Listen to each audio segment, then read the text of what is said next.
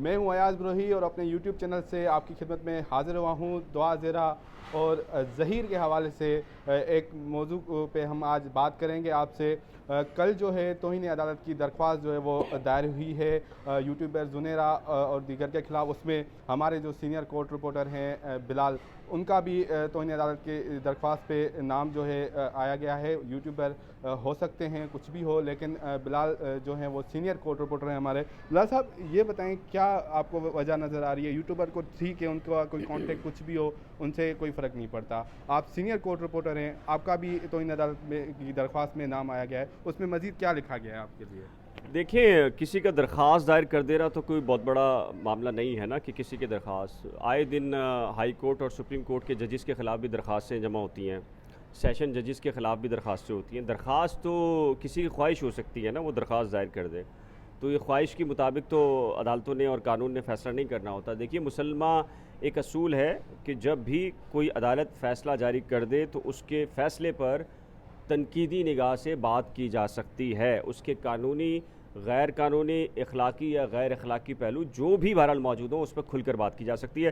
آپ روز T V پہ دیکھیں نا، جو پنجاب اسمبلی کا جو معاملہ ہے اس میں جو سپریم کورٹ کے جج بیٹھے ہیں، 3 ججز بیٹھے ہیں، ان کے خلاف کیا کچھ ہوا ہے، دوران سماعت کیا کچھ ہوا ہے، بائیکاٹ، اس کے بعد مریم نواز صاحبہ نے کہا کہ ایماندار جج نہیں ہے اس بینچ، ان کی جتنی بھی جو معاملات تھے اس کے اوپر بات ہوئی نا، تو اس کا مطلب ہے کہ کہیں نہ کہیں گنجائش موجود ہوتی ہے کہ آپ قانون کے اوپر بحث کر سکتے ہیں۔ اگر یہ نہیں ہوگا تو پھر تو اس کا مطلب ہے جو بھی چاہے گا، جیسا فیصلہ ہوگا پھر آپ کو ماننا پڑے گا۔ تو آپ، میرا خیال ہے کہ ایک ڈیموکریٹک کنٹری میں رہ رہے ہیں جہاں پر آزادی اظہار رائے ہے اور چیک اینڈ بیلنس یہ ہونا بہت ضروری ہے۔ خود جوڈیشری کے لیے ضروری ہے کہ اس کے فیصلوں کو تنقیدی نگاہ سے دیکھا جائے، ورنہ تو اس کے اندر جو معاملات ہوں گے یا جو کچھ بھی خامیاں ہوں گی وہ تو کبھی سامنے نہیں آ سکیں گی۔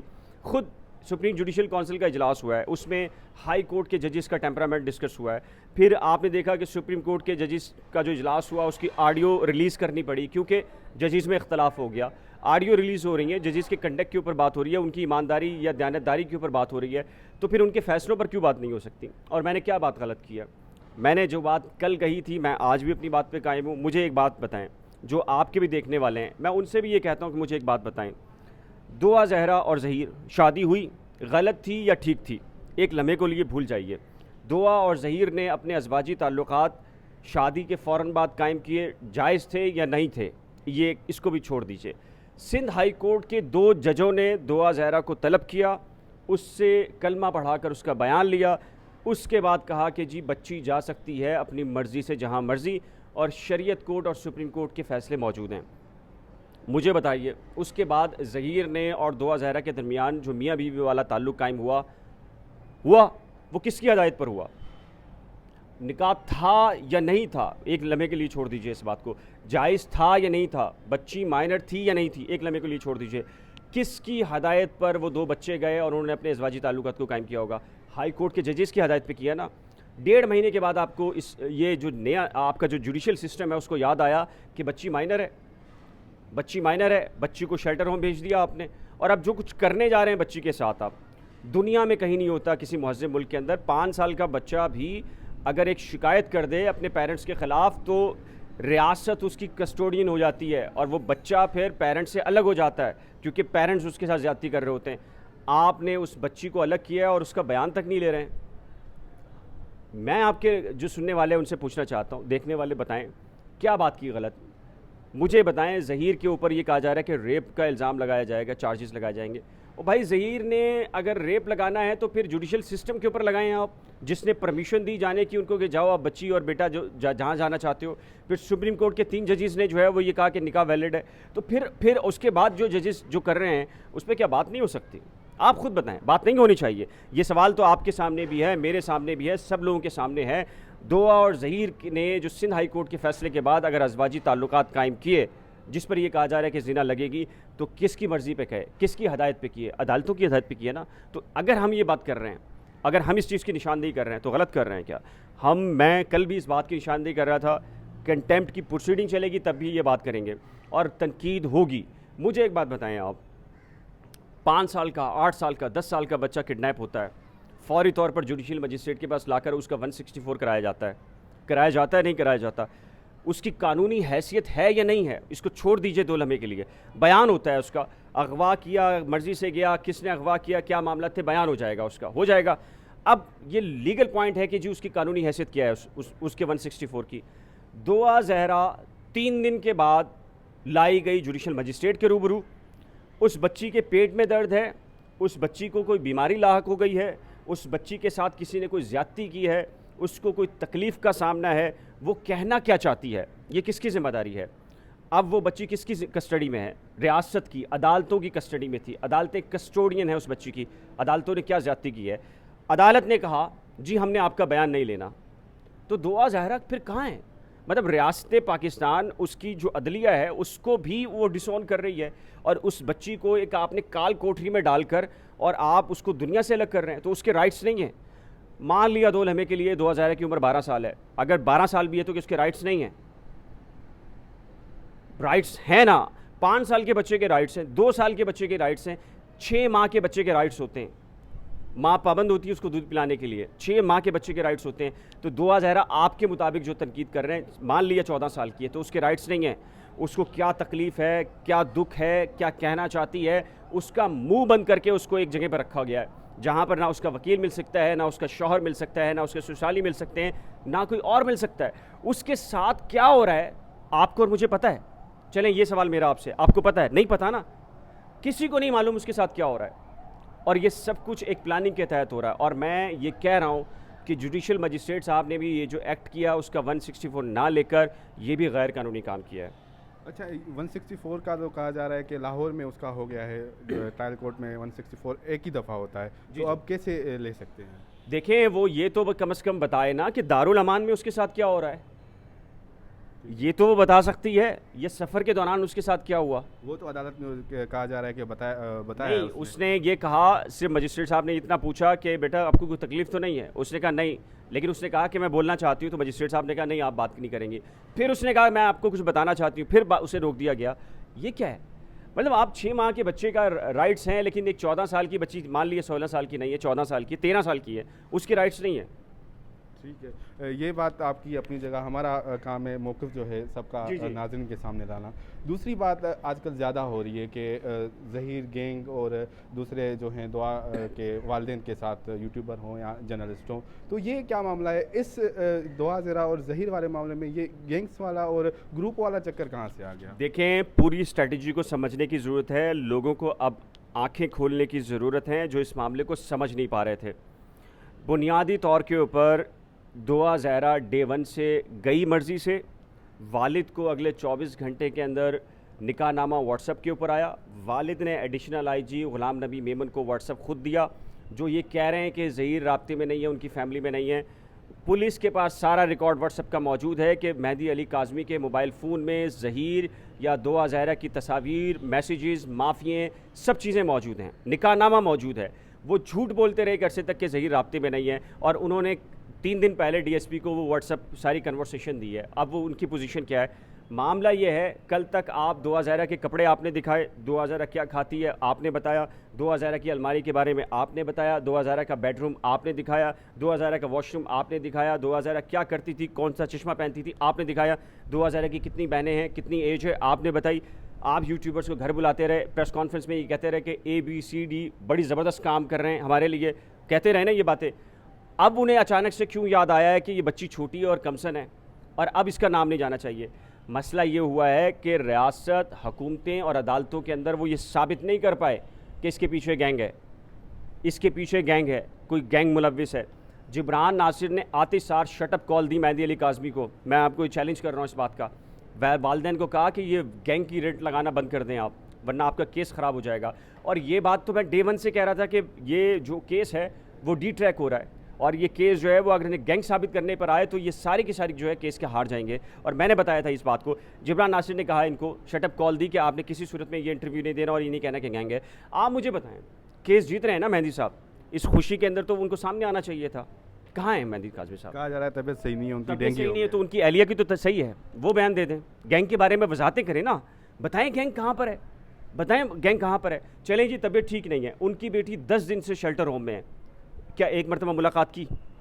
آپ سے سوال ہے میرا، آپ کو کچھ سنا؟ آپ نے پتہ چلا؟ آپ کو نہیں سنا کسی کو نہیں پتا کہ ان کے والدین نے ملاقات کی ہے.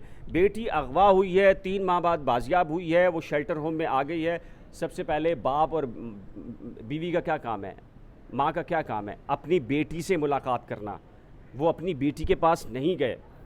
میں آپ کو جو بتا رہا ہوں, ہم لوگ بتا رہے ہیں, یہ کیس بالکل ویسی ہے جس کے سندھ کے اندر کاروکاری کا کیس ہوتا ہے, بلوچستان میں ہوتا ہے, KPK کے اندر ہوتا ہے. غیرت کا معاملہ ہے یہاں پر. یہ بچی کی جان سے کھیل رہے ہیں, یہ اس بچی کی جان کو نقصان پہنچانے کے در پہ ہیں, اور یہ چاہتے ہیں کہ بچی فرسٹریٹ ہو اور کوئی غلط اقدام اٹھائے. اس کی پلاننگ نظر آتی ہے آپ کو. دیکھیں, جبران ناصر صاحب خود کہتے رہے, پریس کانفرنس کرتے رہے آ کر یہاں کراچی پریس کلب میں, سٹی کورٹ میں, ہائی کورٹ کے اندر اس کیس پر. اب وہ انہوں نے ایک اپلیکیشن مجسٹریٹ صاحب کے پاس لگا دی ہے کہ اس کا میڈیا ٹرائل جو ہے وہ بند ہونا چاہیے, میڈیا پر نام نہیں آنا چاہیے. کیوں کہہ رہے ہیں یہ؟ وہ چاہتے ہیں کہ یہ کیس بالکل چھپ جائے, میڈیا اس پر بات نہ کرے, بچی کو اندر بند کر دیا جائے 6 مہینے سال کے لیے, اور بچی کو پھر اس کا مائنڈ تیار کیا جائے, ذہن تیار کیا جائے. اس طریقے سے وہ اپنے مقاصد کو حاصل کرنے کے لیے سب کچھ کر رہے ہیں. لیکن میرا اپنا خیال ہے, دیکھیں, عوام اتنی بے وقوف نہیں ہے, لوگ دیکھنے والے اتنے بے وقوف نہیں ہیں. آپ نے 3 مہینے سے ایک نیریٹو قائم کیا, ایک IG کو آپ نے ہٹوایا یہ کہہ کر کے گینگ ہے اس کے پیچھے, ٹھیک ہے. اس کے بعد آپ نے وائس چانسلر پنجاب یونیورسٹی کو نہیں چھوڑا, پنجاب یونیورسٹی کو رگڑا دیا, پنجاب کے سارے پولیٹیشنز کو رگڑا دیا, سندھ کے اندر کسی بھی ایماندار پولیس افسر نے تحقیقات کی اس کو رگڑا دیا آپ نے. DSP نے آپ کی بیٹی کی پروٹیکشن دی, سفید لباس والا محمود راجپوت صاحب, ان کو رگڑا دے دیا آپ نے. جو آپ کی بیٹی کا تحفظ کر رہا تھا وہاں پر, اس کو رگڑا دے دیا آپ نے. آپ کے خلاف کسی بھی یوٹیوبر نے بات کرنے کی کوشش کی, آپ نے اس کو کہا گینگ کا حصہ ہے. آپ یہ ساری چیزیں کر چکے ہیں. اب میرا خیال ہے کہ اب آپ کی باری ہے, اب آپ کو ثابت کرنا. اور میرے پاس تو اطلاع یہ ہے, میں آپ کے یوٹیوب سے دے رہا ہوں, پولیس نے یہ ڈسکس ہوا ہے پولیس کے اندر کہ مہدی علی کاظمی صاحب نے پولیس کو, ریاست کو, حکومت کو ڈی ٹریک کیا, شواہد مٹائے, دعا کے موبائل سے ساری چیزیں ڈیلیٹ کر کے ان کو دیا, اور بہت ساری شواہد کے اندر ان کو مس گائیڈ کیا. اور پولیس کے پاس یہ چیز موجود ہے کہ اگر وہ چاہیں تو مہدی علی کاظمی کے خلاف شواہد مٹانے پر مقدمہ درج ہو سکتا ہے. میں آپ کو یہ بڑی خبر دے رہا ہوں. بہت شکریہ بلال بھائی. کل پروگریس رپورٹ جو ہے وہ عدالت میں جمع ہوئی ہے, پولیس نے کی ہے. اس میں شبیر نے یہ اعتراف کیا ہے کہ میں کراچی میں تھا اور دعا سے ملا تھا اور کراچی سے لے کے گئے تھے, جبکہ ظہیر نے کہا ہے کہ میں نہیں تھا, میرا بھائی جو ہے وہ غلط بیانی کر رہا ہے, ایسا کچھ. مطلب تو پہلے کہا جا رہا تھا کہ دعا زہرا خود جو ہے کراچی سے لاہور آئی, تو اب اس کے اعتراف کے بعد آپ کیا کہیں گے اس پہ؟ میرے بھائی دیکھیں, آپ نے ڈاکٹر عاصم حسین کا کیس دیکھا, اس سے بڑے بڑے آپ نے عزیر بلوچ کی JITs دیکھی, آپ نے بڑی ان کی ویڈیوز آئی ہوئی ہیں نا ویڈیوز, اعتراف کر رہے ہیں, سامنے لا انفورسمنٹ بیٹھے ہوئے. عدالتوں میں کیا ان بیانوں کی حیثیت کیا ہوتی ہے؟ ٹھیک ہے. ہمارے ہاں عمر شریف مرحوم اپنے اسٹیج ڈرامے میں ایک بات کہتے تھے کہ ہماری پولیس ہرن کو ہاتھی بنانے میں بڑی ماہر ہے, اور یہاں وہ ایک چوزے کو, مرغی کے ایک چوزے کو ہاتھی بنا رہے ہیں, اور وہ بنا لیں گے. لیکن مسئلہ یہ ہے کہ قانون کی نظر میں, عدالتوں کی نظر کے اندر اس کی حیثیت کیا ہے, وہ عدالتوں کے اندر ثابت ہونی ہے.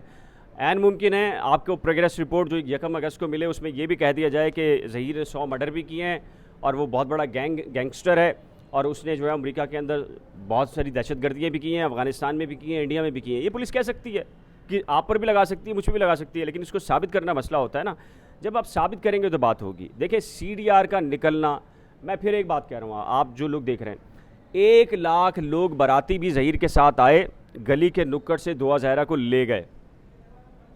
یہ اس وقت تک اغوا نہیں ہے جب تک دعا زہرا نہ کہے کہ مجھے اغوا کیا ہے. بات ختم ہو جاتی ہے, اس کا 164 ہے. آپ بتائیں یار, آپ بھی اب کورٹ رپورٹنگ کر رہے ہیں نا, مہینے میں 300 400 500 کیسز آتے ہیں عدالتوں کے اندر. کیا پوچھتے ہیں جج صاحب اغوا کے کیس میں؟ یہی پوچھتے ہیں نا, بیٹا تم مرضی سے گئیں یا اغوا کیا؟ وہ لڑکی آ کے کہتی ہے جج صاحب میں نے اپنی مرضی سے شادی کی. کیا ہوتا ہے, 5 منٹ میں کیس ختم ہو جاتا ہے. یہ کیس بھی 5 منٹ کا ختم ہونے والا تھا, لیکن آپ کو اس کے پیچھے خاص پلاننگ ہے, اس کے پیچھے سندھ حکومت کی کچھ خاص ایک ٹیم ہے, ایک صوبائی وزیر صاحب ہیں, کچھ اور لوگ بھی کام کر رہے ہیں. اس میں فلاحی تنظیم کی آڑ کے اندر کچھ لوگوں کے جو مذموم عزائم ہیں وہ لوگ اس کے پیچھے ہیں. وہ اس بچی کو اور بچے کو نقصان پہنچانا چاہتے ہیں بنیادی طور کے اوپر. اس کیس میں تو کچھ نہیں رکھا, عدالتوں نے کہہ دیا, سپریم کورٹ نے کہہ دیا, بات ختم ہو گئی ہے. یہ مسئلہ یہ ہے کہ یہ جو سندھ کے اندر خاص قسم کی جو بدماشی کا عمل ہے نا, یہ بدماشی ہے, یہ عدالتوں کے اندر پروگریس نہیں ہے. پروسیکیوشن اس وقت آپ کو پتہ ہے ایڈوکیٹ جنرل کا آفس ہے, وہ انفلوئنس ہوتا ہے, سندھ حکومت مکمل طور پہ تابع ہوتے ہیں اس کے. کوئی رپورٹ نہیں جاتی جب تک کہ سندھ حکومت نہ کہے, یا کم از کم جو سیاسی کیسز ہوں یا اس طرح کے کیسز میں ہو, ہر صورت میں सेक्रेटरी लॉ से पूछा जाता है, हर सूरत में सेक्रेटरी हेल्थ से पूछा जाता है, हर सूरत में जो कंसर्न सेक्रेटरी होते हैं उनसे पूछा जाता है। डेफिनेटली सब प्रेशर है, नज़र आ रहा है लोगों को। मैं आपके भी जो देखने वाले हैं उनसे कहता हूँ, सुने, समझें, गौर करें इसके अंदर। इस केस में ये गैरत कारोकारी के अलावा इस केस में कुछ नहीं रखा। जो वालिदैन के अज़ाइम हैं वो आपको नज़र आने चाहिए। हमारे ही सोसाइटी के अंदर, हमारी ही सोसाइटी में बाप भाई बेटी को मारता है, कत्ल करता है हमारी सोसाइटी के अंदर। एक आखिरी सवाल, आपकी दुआ ज़रा से मुलाकात भी हुई है, ज़हीर से भी हुई है, आपने उनको करीब से देखा है, लाहौर भी गए हुए थे, हमें पर्सनली ये पता है। तो लड़की कितनी मुतमईन थी? दूसरी बात ये कि सिंध हुकूमत को क्या ज़रूरत पड़ी है इस बच्ची या बच्चे को नुकसान पहुँचाने की? ये दोनों बड़े अच्छे सवाल हैं। देखिए, जब तक मैं लाहौर नहीं गया था तो मैंने अपने जहन के अंदर कोई 60 to 70% इस बात को रखा था कि ऐन मुमकिन है कि जी ये वाकई कोई गैंग हो, सारी चीज़ें हो। लेकिन मेरी को 5 घंटे दुआ ज़हरा से लाहौर में मुलाकात हुई और ये मेरी ऑफिशियल चीज़ें थी। इसमें ऑफिशियल्स के अंदर बैकअप भी मेरा मौजूद था जो क्रॉस चेक कर रहा था कि वाकई बिलाल जो बात कर रहा है वो ठीक है या नहीं है। ज़ाहिर है कि एक पूरे मीडिया हाउस के ऊपर मेरा इंटरव्यू चला है। देखिए, मैंने जब 5 घंटे मिला हूँ, उसके बाद ज़हीर के दादा परदादा चिश्तिया में कौन से नगर में, कौन से गांव में रहते थे, इनका क्या बैकग्राउंड था, सब निकाला है। उसके बाद जब मुझे यकीन हुआ है कि ये तो अगर कोई एक आदमी नहीं खड़ा होगा तो ये तो इनको वाकई मार देंगे। 30-35 लोग, फुप्पी, खाला, चच्ची, भतीजी, सबको उठा के ले आए। 65 साल की बूढ़ी नाबीना को भी उठा के सिंध में लेकर आ गए और ये कहा गया कि ये गैंगस्टर हैं। ये बड़ी ज़्यादती है यार, बड़ी ज़्यादती है। अगर पसंद की शादी थी, किडनैपिंग भी था, तो 2 से 3 लोग हो सकते हैं। 33 लोग, उसमें 65 साला खातून। आप तसव्वुर करें कितना बड़ा जुल्म और ज़्यादती। ये जो फ़िरौनियत थी, मेरा ख़्याल है अब ये फ़िरौनियत जो है ना वो अब पलट रही है और हकीकत खुलनी है, आज नहीं तो कल। देखें, सिंध हुकूमत, पाकिस्तान पीपल्स पार्टी एक लिबरल पॉलिटिकल पार्टी है।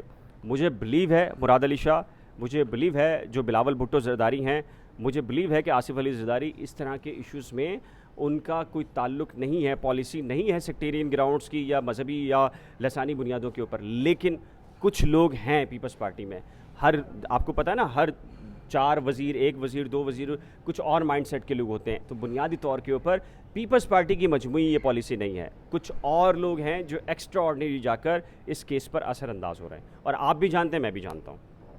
सिंध गवर्नमेंट को क्या वो वाला सवाल? देखिए, मेरा सवाल, मैं आपके प्लेटफॉर्म से बिलावल भुट्टो ज़रदारी, बख्तावर साहिबा से, आसफ़ा भुट्टो साहिबा से ये रिक्वेस्ट करूँगा और मुराद अली शाह से, बड़े डिसेंट आदमी हैं और इन सारी चीज़ों से ऊपर जाकर सोचने वाले आदमी हैं। इन तमाम तर शख्सियात से मेरी रिक्वेस्ट है कि खुदारा इस मामले को इंसानी हमदर्दी के तौर पर देखें। 6 माह के अगर बच्चे के राइट्स हैं ना, मैं कतई नहीं कह रहा कि दुआ ज़हरा ने या ज़हीर ने सही किया है, लेकिन उनके राइट से तो महरूम नहीं किया जा सकता। 6 माह के बच्चे के अगर राइट्स हैं तो क्या आप 14 साल या 15 साल की बच्ची है, उसके राइट्स नहीं हैं? उसको आपने बिल्कुल काल कोठरी में डालकर दुनिया से अलग करने की कोशिश जो कर रहे हैं, तो मेरा ख्याल है उसके बुनियादी इंसानी हकूक़ मुतासिर हो रहे हैं। ठीक है, बहुत शुक्रिया बिलाल साहब। आपने बिलाल साहब का मौक़िफ़ सुना होगा। हमारा काम होता है कि आप हर फ़रीक़ का जो है मौक़िफ़ है वो आपके सामने ले आएँ। हमें इसी वीडियो के साथ इजाज़त दीजिए, फिर मिलेंगे किसी और खबर के साथ।